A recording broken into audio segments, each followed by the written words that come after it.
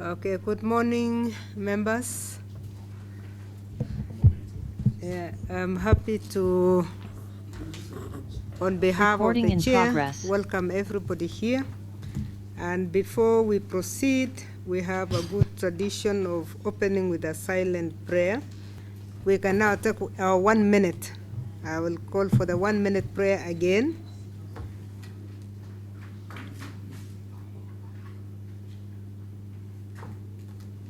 Honorable members, we have received an apology from our chair,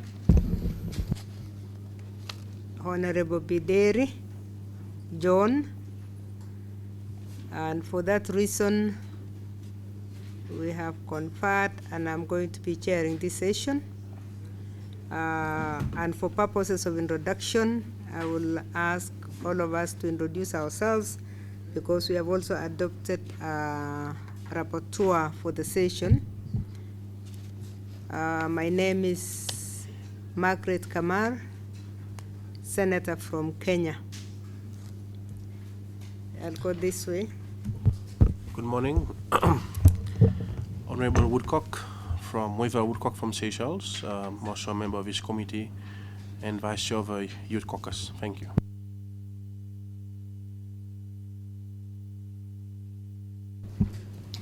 My name is Abdi Samatar, a senator from Somalia, a guest to the committee. Thank you.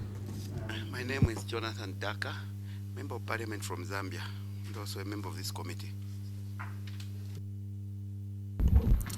On m'appelle Nikez Kochami Fayon. Je suis parlementaire béninois. Yeah. Okay, do we have any proposal for the adoption of the meeting or the agenda for today? Or is there any amendment you want to do to the agenda of today? If not, do I have a proposal for the adoption of the agenda? That will be done by the members of the committee. We have a member from Eswatini, we have a member from Senegal, and we have, yes. Okay. Thank you. A seconder? Okay, good. Thank you. From Senegal. Thank you. Honorable members, I don't really have much to communicate because I'm sitting in for the chair, who was not able to travel from, as you have been informed. We are waiting to see if we can join in online. Secondly, we have a presentation that is going to be online, and that's why we need to start right away, so that we are able to dispense of that, because we have a short time. It is 9:40 already, and we are supposed to be done in this room at 11. So with those remarks, I would like us to go ahead and invite the presentation on the PAP role in the ratification and implementation of the Protocol on Free Movement of Persons in Africa. The presentation shall be done by Rita Amukhobu, Head of the Humanitarian Affairs and Coordinator of Free Movement of Persons Program.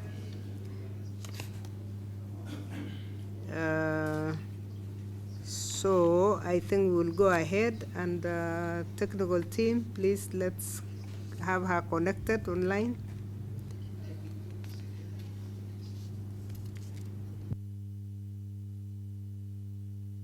I am connected. Honorable Chairperson, can you hear me, please? Yes, we can hear you. Thank you, Rita. You're welcome. Thank you very much, Honorable Chairperson of the meeting. And through you, I also want to thank the Honorable Chair of this committee, honorable members of this committee. It's a pleasure for the African Union Commission to provide you with a brief on the role of the Pan-African Parliament and also through you by extension, all parliamentarians generally, in free movement of persons protocol. May I start by looking at the topic and also the topic of our protocol, as you will recognize that the protocol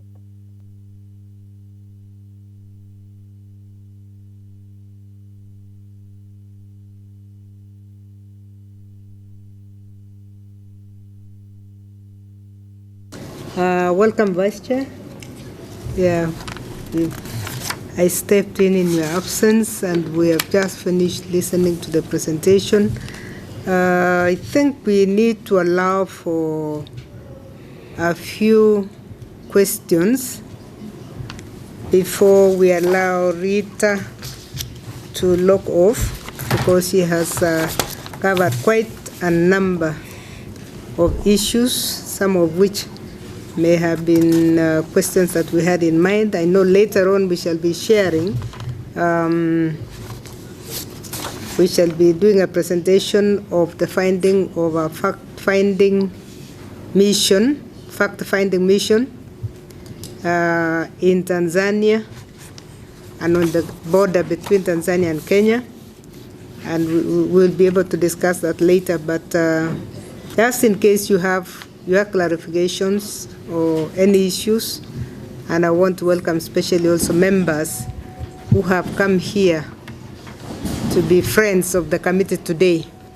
So if you have any issues, I don't want to do the summary of what she has done, because she has come out with real clarity on the fears, the challenges.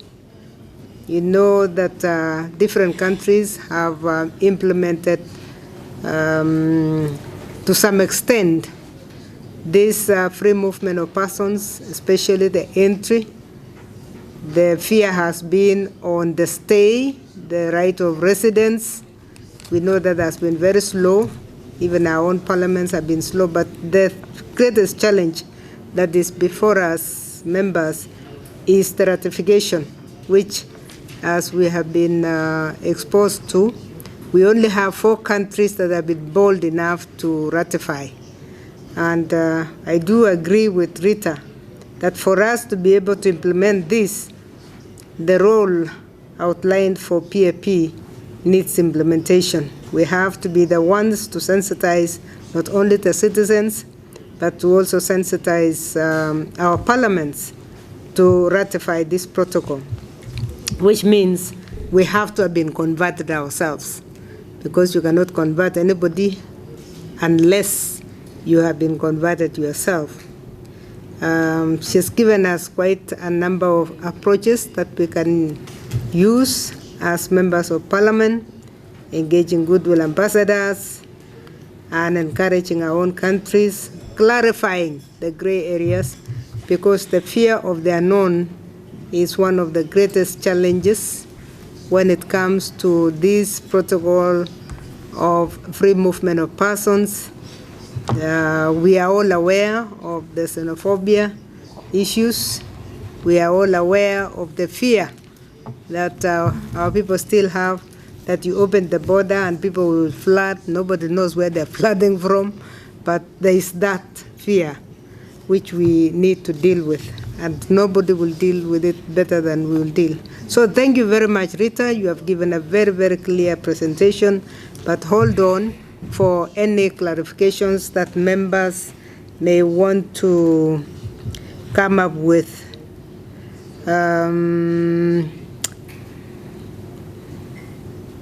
Maybe I'll just ask you to clarify something when you talked about the right of entry, to enter, stay, move freely. You talked about the exit, and that the issue of exit should be a right, whether you have overstayed or not. How shall we harmonize that with the fact that within the laws, as you have said, a country A might decide that we are giving an individual 90 days to stay, and it does not mean that you cannot extend your stay. Even the paperwork says you can extend your stay. Then an individual decides to stay beyond that, because these are some of the things that create the fears and the suspicions that who knows why somebody decides to come and overstay. Why were you emphasizing on exit, that we should have a right to exit even if you have overstayed illegally? Because you have 90 days, why don't we follow the law and allow for that? So write that one down. I will allow 2 other members to ask questions, and then you can answer 3 at a go. Yes, Senator Honorable Wilcock. Yes. Yeah. Thank you, Professor Kama. I think one of the reasons why many African countries are not in favor of ratifying the protocol is because there is a lack of understanding, or it's not clear enough. Many African countries believe that by ratifying the protocol, it will mean that it will be an unregulated movement whereby people can move from other African countries to their countries without any clear regulation. That it's just going to be open borders without any rules or whatsoever, when it is actually, in fact, heavily regulated. But the thing is, I think this is where the Parliament, as well as the African Union, or whoever is involved in pushing for the ratification of this protocol, needs to go out to all the different African countries and explain to them what it entails, explain to them the different articles or clause in the protocol. Because as it is now, there is a fear that if they sign the protocol, it will mean that people just move in and out without any form of control or regulation, when there are, each country is sovereign, and we do have our immigration laws. For example, in Seychelles, there is no need for a visa. It's free for anyone from many African countries to come in. But we do have our immigration laws, which means that you can come in, go through immigration, but you will have a certain number of days that you can stay in Seychelles, which is up to 3 months, as Professor Kama mentioned. And then you can apply, if you want to stay longer, you have to apply to extend it to another 1, 2, or maximum 3 months. But when it comes to working in Seychelles, obviously you need to apply for work permit. That is the issue. The challenge now that we are facing is for even, for example, Seychelles having to move to certain countries. If I'm not mistaken, Ghana, we have to apply for visa to enter Ghana, and that is the same for quite a number of African countries. What we're saying is free movement of people is actually pushing for African to be able to move from one country to another without having the need for a visa. It doesn't mean that when you do that, people will just, there'll be an influx or, I don't know, a tsunami of people just seeking to move to your country, because there are laws in place to ensure that this doesn't happen.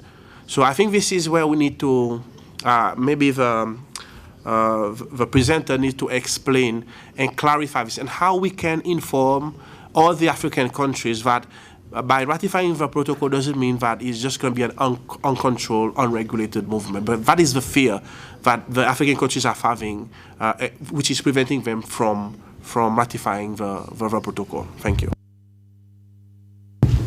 Thank you, Honorable. May I allow Honorable Professor? Thank you, Madam Chair. Professor, a couple of things. One is a request, if the presenter can share the document with us so we'll have a chance to digest it. The second is a concern about the use of the word xenophobia, and particularly as it has been used, particularly in Southern Africa. I mean, I've been in Southern Africa, and particularly South Africa, for several times.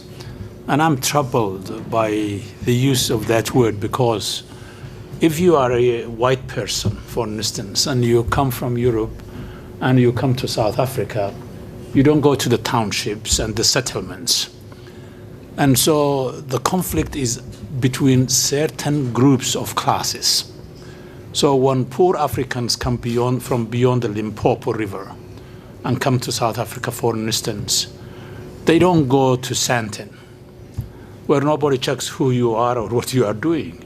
But if you go and establish a kiosk in a neighborhood, in a settlement, then what you see is two classes of people who have been marginalized both in South Africa and in the rest of the continent, is struggling over life. And so I think we have to be very careful in the use of that word, because it demonizes all of us in the end, and it's not very productive. Thank you, Chair. Thank you, Honorable.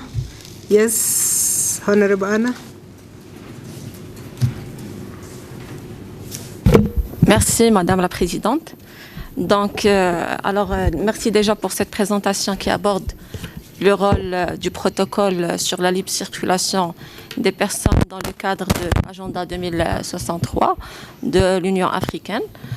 Alors, ce protocole déjà qui vise à réaliser la libre circulation des personnes en Afrique, notamment droit d'entrée, de sortie, aussi droit de résidence et droit d'établissement. Bon, comme ce qui est indiqué dans la présentation, la situation actuelle parle de 32 signatures, seulement 4 pays qui l'ont ratifié. Et là, je crois qu'on est face à beaucoup de défis qui sont, premièrement, la volonté politique. Il y a peut-être un manque d'engagement de certains pays.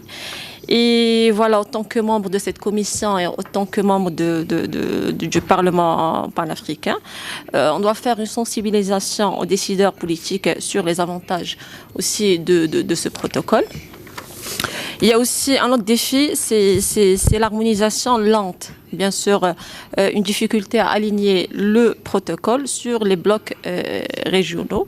Donc, ce que je peux dire, bien sûr, que les voies à suivre, ils sont très clairs. Il faut avoir la volonté, bien sûr. Il faut faire une étude complémentaire.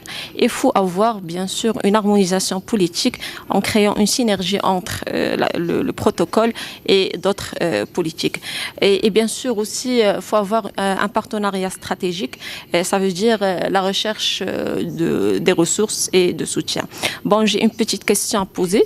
Et comment les politiques peuvent être harmonisées pour promouvoir la libre circulation des personnes et des biens et des services? Et merci. Thank you. Yes. Please repeat your name so that for record purposes.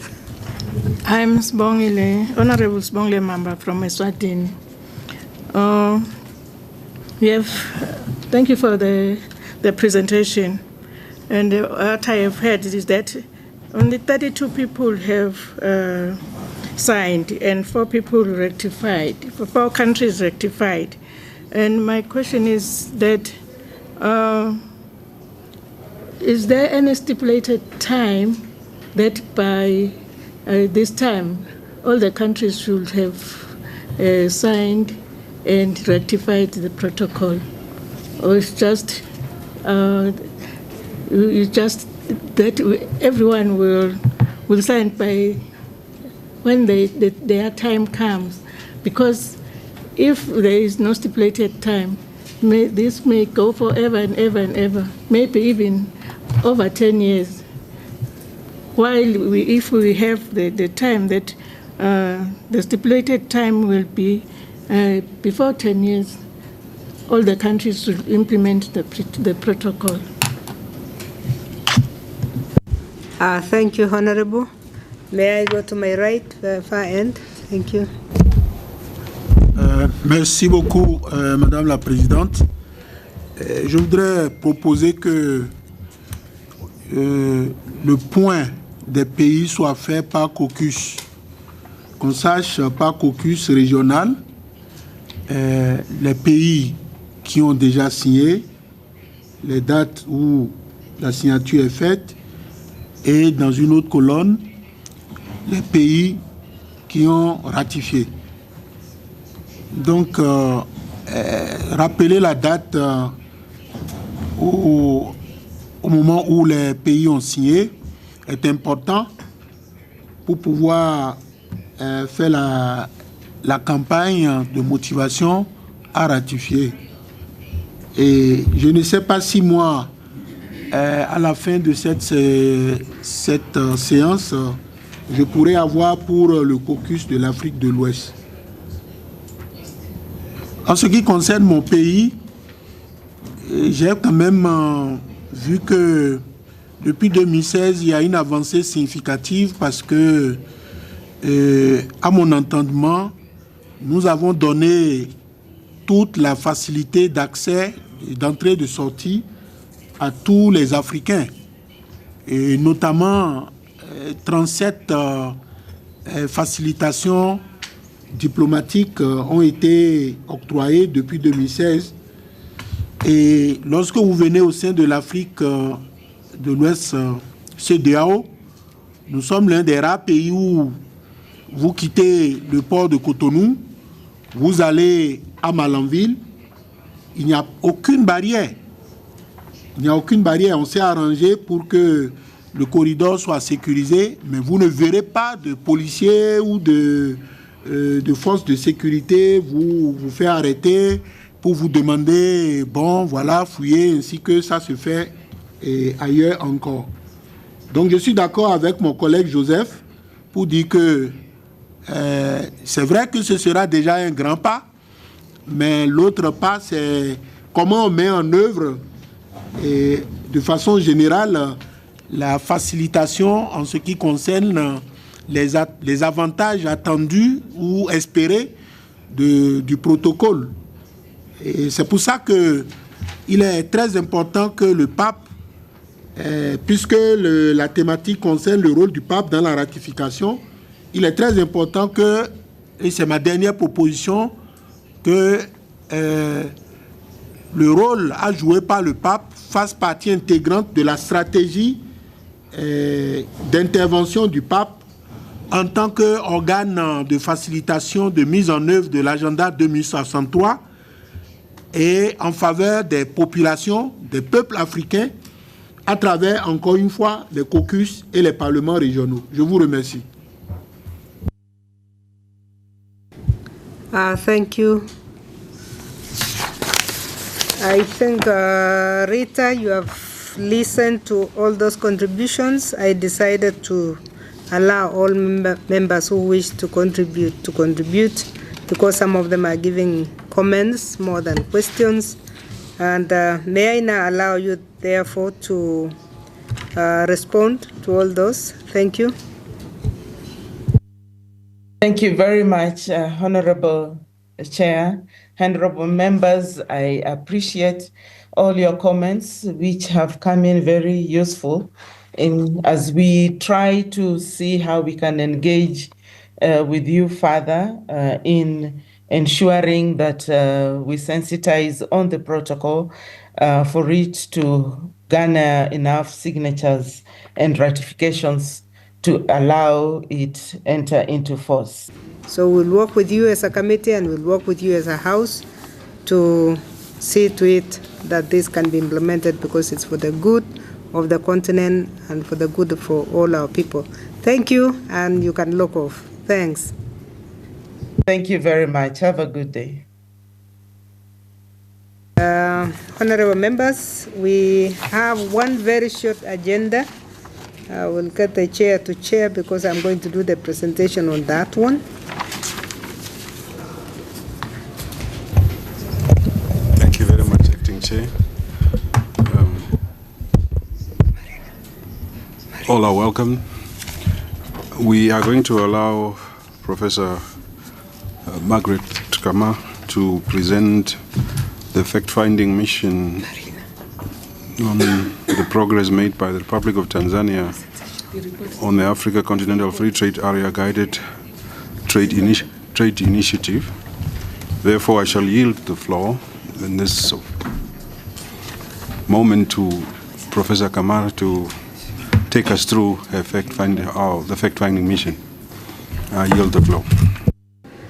And also on the cross-border initiatives, And I would like to, now the report is massive.